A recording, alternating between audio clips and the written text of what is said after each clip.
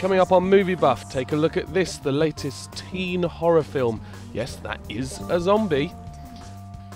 And also, another football film about the darker side of British fans. And a second night at the museum for Ben Stiller and his troupe of comedy hero friends.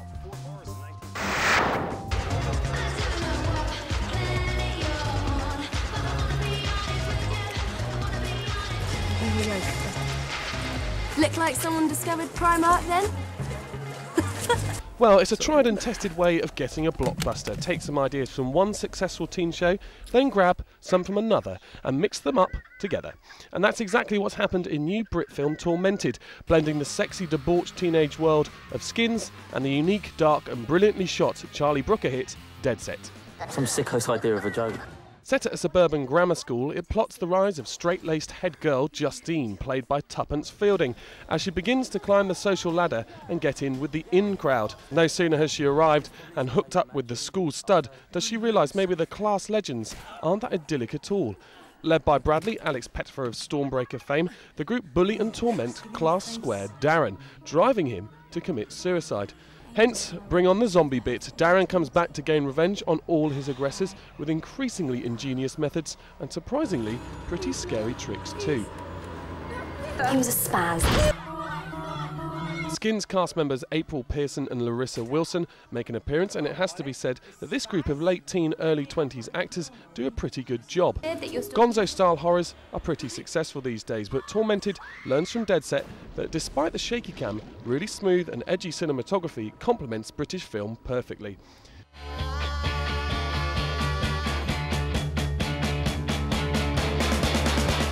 As always with these sort of flicks, there's a pretty cool soundtrack, and you know what? I think it's going to do pretty well. The characters have depth and identity, a distance away from US horror films that are littered with stereotypes and cheesy one-liners. The script is excellent too, replacing the irreverence of dialogue in Scream-like films with dark humour, similar to that in Dead Set, and an insightful look into UK school life that is clearly learnt from the honesty of the comedy The In-Betweeners. It's a surefire hit for the summer and the teenage crowd. Look out for it on the billings of your local cinemas.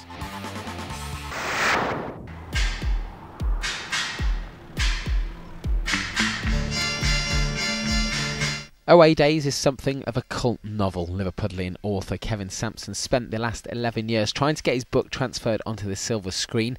To do so, he had to raise cash himself and exploit tax breaks given by the government. Now, it's set in the post-punk era in the northwest of England. Paul Carty's a 19-year-old who's got the looks, humour and brains, yet he's bored out of his mind. What you wearing that jacket for, lad? Everybody wears them. You don't, you give us your jacket. After the loss of his mother, he lives in middle-class suburbia with his silently grieving father and feisty young sister. Carty works as a junior civil servant, spends all his wages on gigs, clubs, records and football. It's at a match that he meets Elvis. Elvis changes everything. He's part of a gang called The Pack.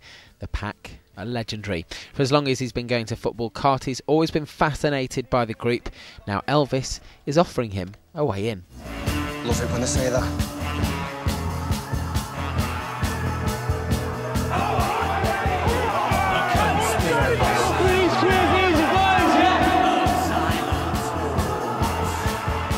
It's impressive the amount of effort they put into making the film and getting the money together for it. If you're a fan of your Brit flicks, then you'll definitely love this one.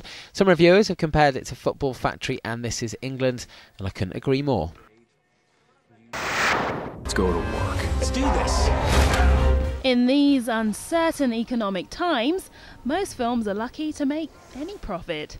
So when you get one that makes well over £400 million to the bigwigs in Hollywood, that means time to make a sequel. I have come back. Yeah, no, I heard that. I got that. Welcome back. As a result, comedy king Ben Stiller returns with his band of funny men for another night at the museum.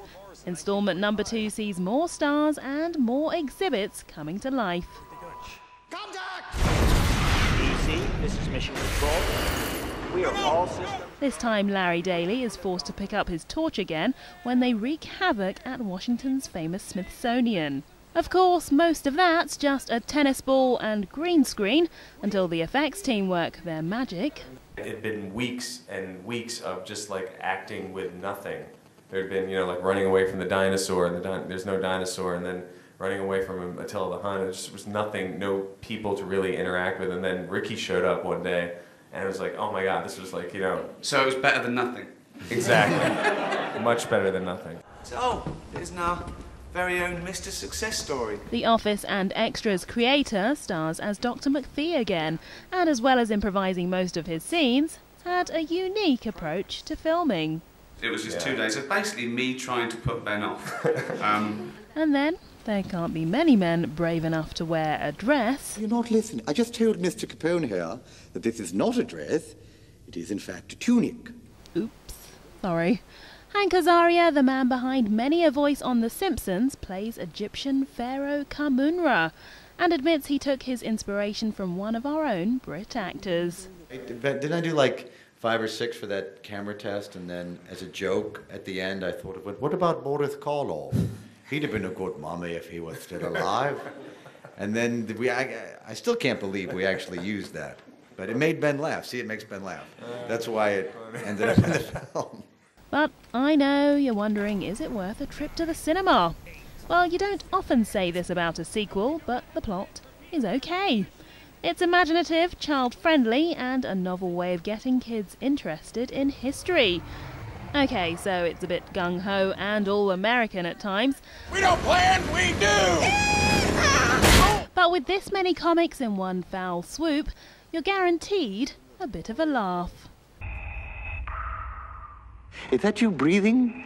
Because I can't hear myself think. There's just too much going on here. You're asthmatic, you're a robot, and